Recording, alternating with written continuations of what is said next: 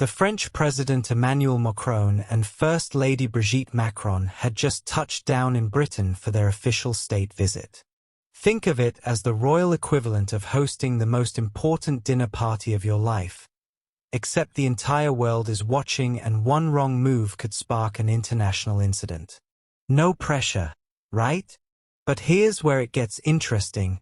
Our future Queen Catherine found herself in what I like to call a protocol pickle. She ended up curtsying to King Charles and Queen Camilla not once, not twice, but 4 separate times during the welcoming ceremony.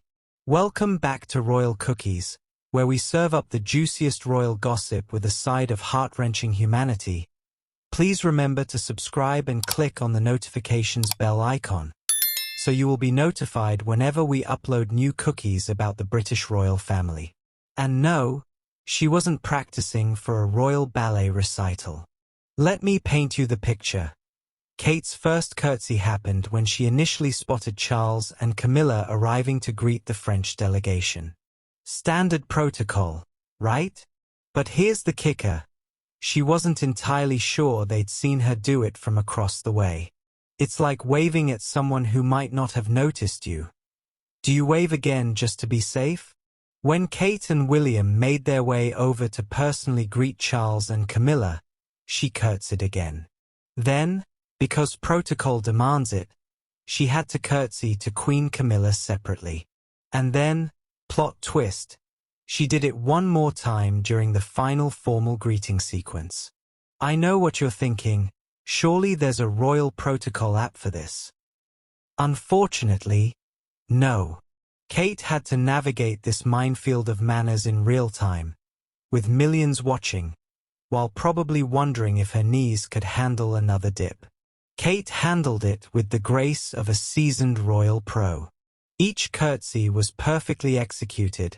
No wobbles, no hesitation, just pure princess precision.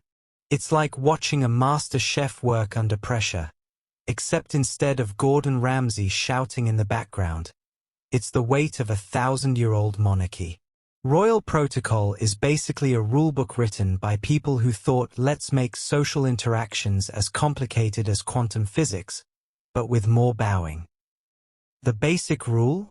All members of the royal family, including those with Her Royal Highness, Her Highness, titles, bow or curtsy to the monarch and his wife when greeting them for the first time in a while, even his children.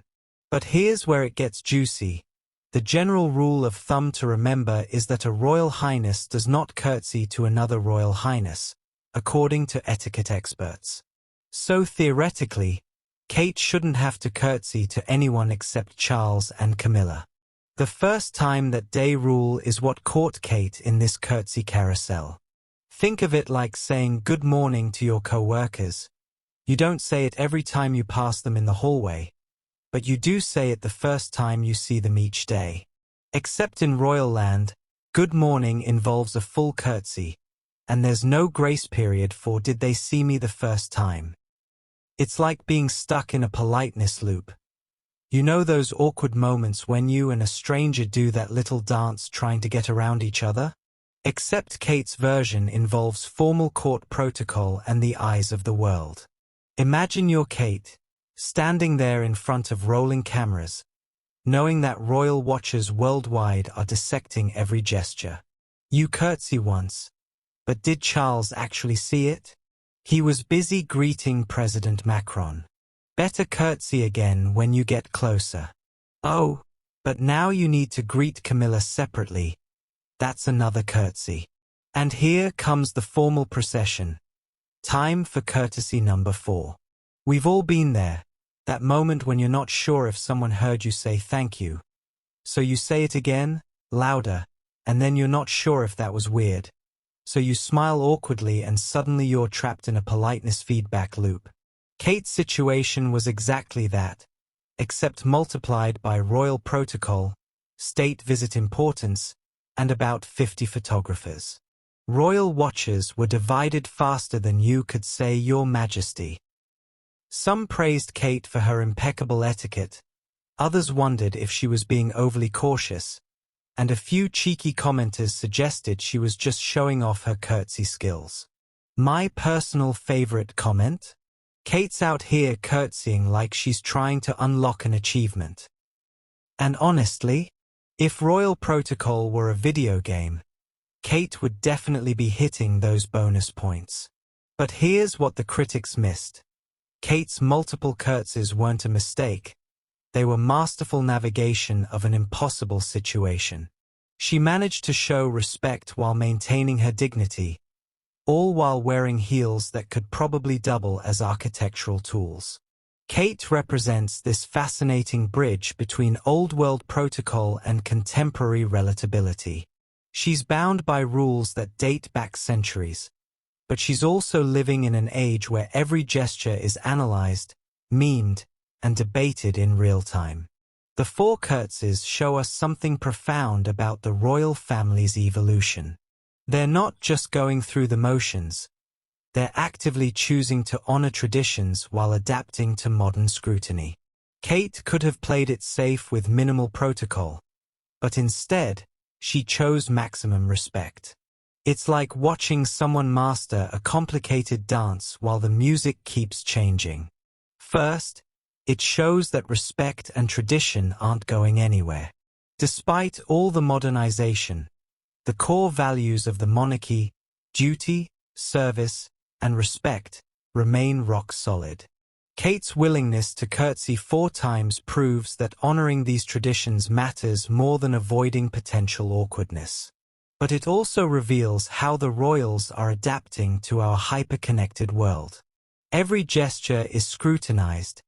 Every protocol decision becomes a headline.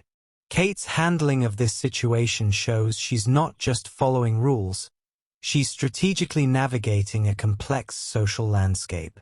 I predict we'll see more of this kind of over-protocol from the younger royals. Better to err on the side of too much respect than risk appearing casual about centuries-old traditions. Think about it. She had to make split-second decisions about protocol while representing Britain on the world stage, all while maintaining perfect composure. If you're obsessed with royal strategy and environmental impact like I am, make sure you're subscribed to Royal Cookies because we're serving up the most sustainable royal content on YouTube. And remember, in a world full of fast fashion and royal scandals, sometimes the most revolutionary thing you can do is wear your values on your sleeve, preferably in a gorgeous shade of green.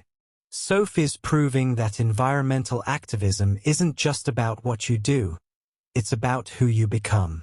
Until next time, keep munching on those eco-friendly royal cookies.